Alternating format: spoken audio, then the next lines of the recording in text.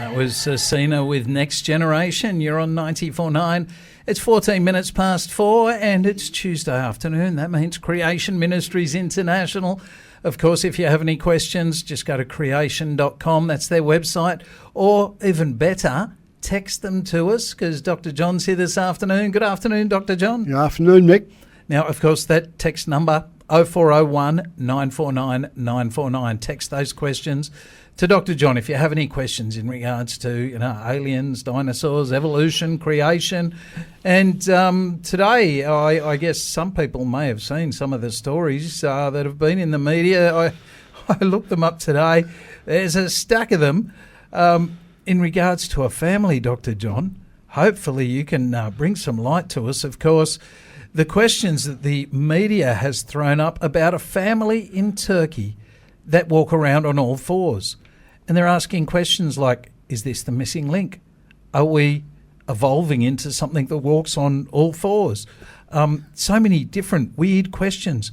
What's going on? Oh, Mick, it was a fantastic article and exactly the sort of thing that would get the evolutionists fascinated. Because when you think about it, there's two things that really distinguish humans from the animal kingdom. Yeah, the first one obviously is that we think and we talk. Mm-hmm. And animals can't, well, we don't know what they think, but they certainly can't talk. Mm. Well, not in our languages anyway. Yeah, most of them can't. I mean, plenty of people who've got dogs would say, my dog definitely talks to me. But hey, I've heard a budgie talk. Yeah, but look, what the communication you have with your dog is not quite like the speech that we have verbal speech. No. But the other distinguishing characteristic is that we walk upright, mm-hmm. because no other animals actually walk upright. And the evolutionists would claim that our nearest relatives are the gorillas and chimpanzees, and they don't walk upright, they walk on all fours, all 4 feet. Well, from a creationist perspective, of course, we actually don't have any relatives in the animal kingdom. Mm. You hear that all the time. Our closest relative is the whatever. Yep. But we don't have any relatives in the animal kingdom. We are human and we are a unique creation. And we're distinct from all the animals in the animal kingdom. But because evolutionists like to think that way, they're always talking about our nearest relatives. And I can remember going to might have been in a zoo or somewhere, and there was an aquatic display by seals. And I remember the bloke saying that the seal's nearest relative is the dog. Well, I think that's probably because seals bark a bit like mm-hmm. But of course, this idea of... And they have whiskers. Yeah, they do. But this idea of nearest relatives is just an evolutionary thing. And there is no such thing as any of the animal kind's nearest relatives. But the interesting thing about this article is absolutely fascinating that they found a family in the backwoods of Turkey that where several members didn't walk upright, but they walked on all fours, mm-hmm. on their feet and hands. Not all of them. Apparently in this family there were 18 siblings, and most of them walked upright, but there were, I think, 5 who actually walked on hands and feet. Mm-hmm. And they didn't crawl like a baby, they had gone past the crawling stage, but they didn't progress then to walking upright. They walked on hands and feet. Well, naturally enough, the evolutionists were fascinated by this, and mm-hmm. they saw that as being a reversion to our supposed ape-like origins. Yep. Well, of course, it turned out that the way they walked was not the same as gorillas and chimps, which also walk on all fours. Yep. Because remember, we call them knuckle walkers, mm-hmm. right? And that's what they do. They walk on their knuckles with the backs of their hands facing forwards. Mm-hmm. Well, these people in Turkey, they didn't walk that way. They walked as you would walk yourself if you tried to walk on all fours, with on your palms and not on your knuckles. Yep. And what it turned out actually was that it was a disease. When they were studied with MRI scans of their brain, it turned out that they had a developmental anomaly, a particular shrunken section of their brain. And it really only affected this ability to walk upright, because when they had a look at the people, they were actually, they had normal dexterity. You know, the women could do crocheting and needlework and all of that sort of thing. It was just that they couldn't walk upright. Yep. But the evolutionists, of course, just saw the dexterity as something that must have developed, evolutionary speaking, before we started to walk upright. And we had an evolutionary need for that, obviously, because we needed dexterity to be able to make tools and all this sort of stuff, to protect ourselves and to cut things with, and all of that sort of stuff.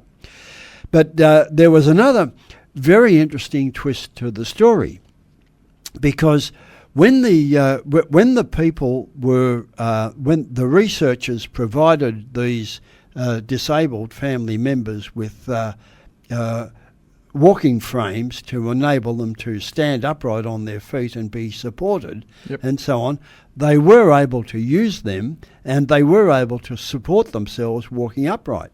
And the very interesting thing was that they were obviously delighted to be able to do that. Yes. Because they knew that they had an abnormality. They knew that obviously they were meant to walk upright, Yep. but they couldn't do it. And so they were able to adapt to the walking frames, and was just absolutely stoked to be able to walk upright.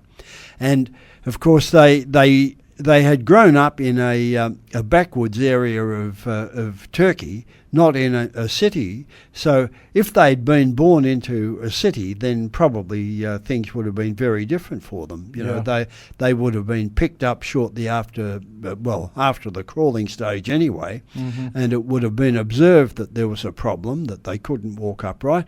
They'd have had their brains scanned, and they would have found the developmental problem, and then they would have been able to give them walking aids and so on that would have fixed the problem.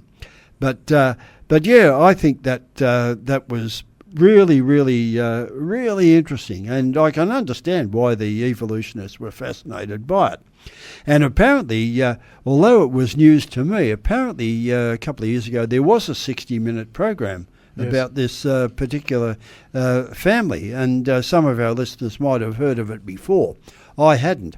But as a creationist, of course, it's no surprise to me that it was actually the result of a disease, possibly a genetic problem, rather than having anything to do with our supposed evolutionary ancestry.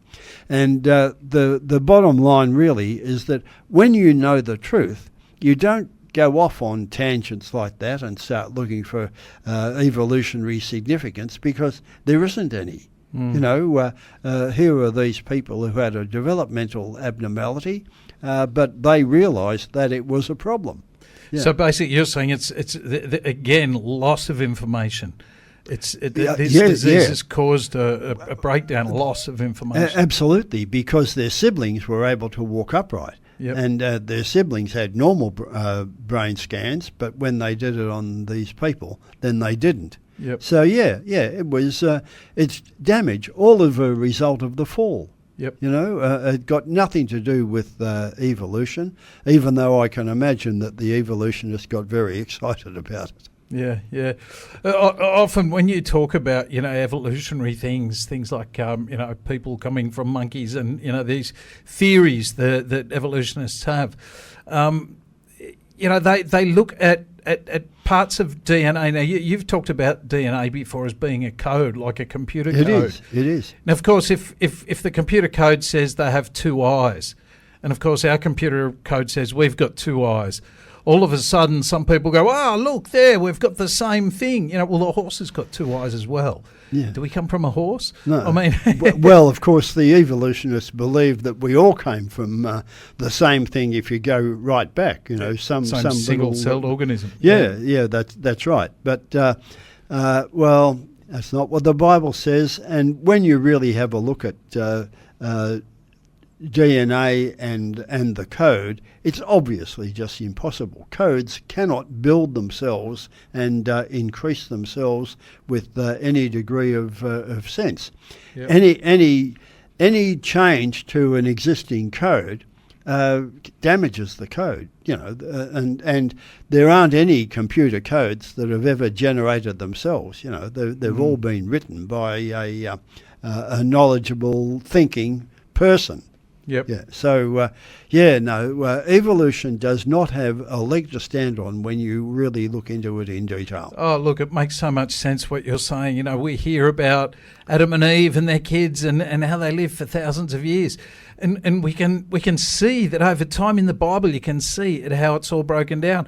And you, being a doctor, from a scientific point of view, you've only ever seen over the history of man, or even just the generations that you've been working in medicine, you've never actually seen the building of information in DNA. It's only broken down over time. That's right. It goes the wrong way for evolution. The train is going downhill and not uphill. And for evolution to be true, it has to go uphill and developing more information as it goes along. And that has never been observed to happen in any way, shape or form.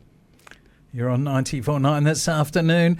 It is 25 minutes past 4. We've got Mercy Me coming up next with Best News Ever.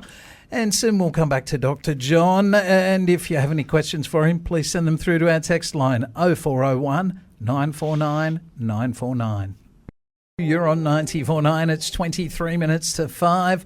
And we're with Dr. John in the studio from Creation Ministries International. And, of course, don't forget, they have that website, creation.com, with thousands of pages and thousands of articles, and they can answer pretty much any question you might have when it comes to creation and evolution. But if you have any particular questions, we'd love you to send them through to us. Just text 0401 949 949.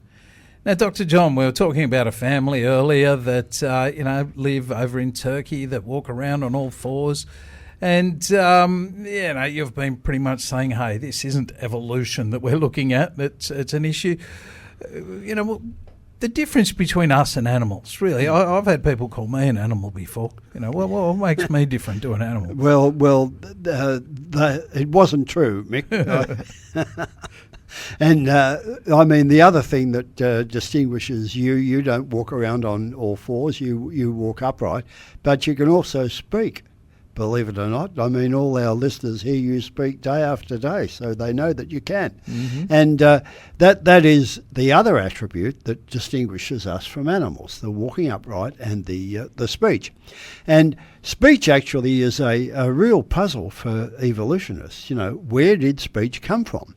And they assume that it must have started quite simply, just like they imagine upright walking must have started fairly simply. They started to do it, but then got back to all fours, and eventually, over time, were able to walk upright. That's what they assume. Yep. But they can't work speech out quite so simply, because they have to assume that it might have begun by grunts and imitating animal sounds, and then developing those animal sounds so that the person you were talking to or grunting to could understand what you meant, you see. And that's called the bow wow theory. And logically it assumes that speech began very simply, and over time it became more complex. And you can actually see that theory played out on your TV. I forget what the ad was. Might have been for Aldi. not that there's plenty of them. not that long ago, where they had this the primitive group of people, and their communication was quite simple and grunt-like and all of that sort of stuff. And even the TV, the ad manufacturers believe that it must have happened simply like that, and then developed to be the complexity that we know today. If you were in a classroom and you got to ask okay, let's just pretend that evolution's real. How did language start? It's pretty much how you just imagine you would theorize. That's right. I mean, if you were an evolutionist, that makes common sense. But when you actually look at language, you can see that it's progressed in the opposite direction. The further you go back in time, the more complex language becomes. And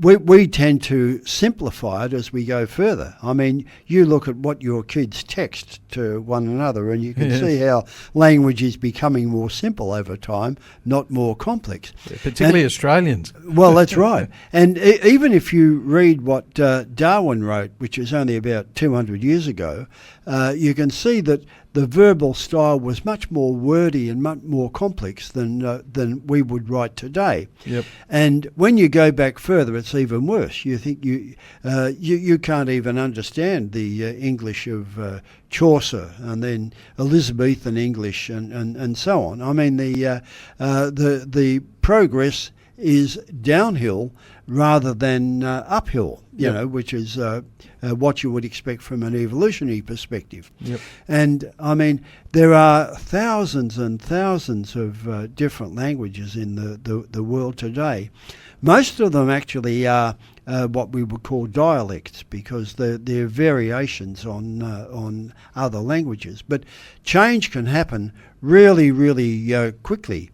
And I mean, if you think of Afrikaans and Dutch. Now, if you go back 350 years when the Dutch... Ik kan niet come from Australia. I can't understand that. Sorry, that was Afrikaans. I said I can't. I come from Australia. Right. Okay. Well, if you go back into the beginning, when the Dutch settled there in South Africa, the language was the same. Mm-hmm. But Afrikaans has developed the way it has, and Dutch the way it has, so that they can't understand each other, even though the roots of the language really are the same. And Genesis tells us how it all came about. Mm-hmm. It tells us that originally everybody spoke the same language, yep. And then when they didn't disperse the way God had told them to, he came down and confounded their languages at the Tower of Babel, yep. Because they were trying to build a structure contrary to what he had told them to do, and that was about 5 generations after the flood. Mm-hmm. And really, when you think about it, what a brilliant idea.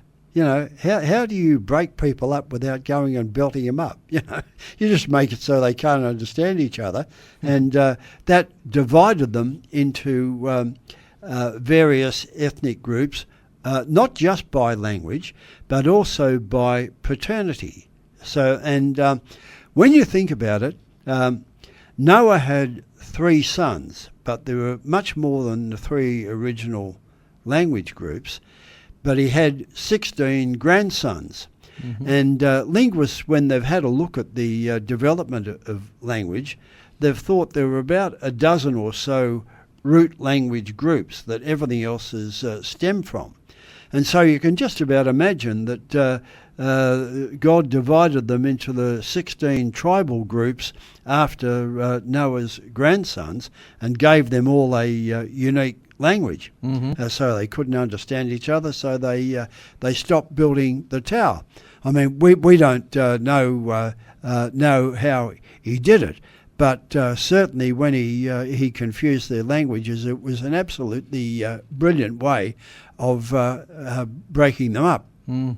But look, I had a great example over the last, actually this morning, when One of my friends in Melbourne, a bloke I went to school with, there's a group of us communicate by email, and he was reminding us of how we used to have to do Latin at school and how complex that was. And he thought, why would any ethnic group develop a language so complicated? Why couldn't they have made it simple? So, I mean, he opened himself up for me saying, well, actually, it's because God did it. Yes. And it was only less than 2,000 years before Rome developed the Latin language. So, yeah, it gave me a good opportunity to say, go back to Genesis, read the truth, and then you'll know all about why Latin was as complex as it was. Wow. Well, there you go. We are very different from the animals, and yes, I thank God we can speak the way we do. It's nice to be able to communicate with you, Dr. John. Yeah, you too, mate. Rather than barking at each other. Look, another awesome afternoon, another awesome day with Creation Ministries. We won't have you next week. We've got somebody else, but we'll have you back again a few weeks later. Thank you, Dr. John.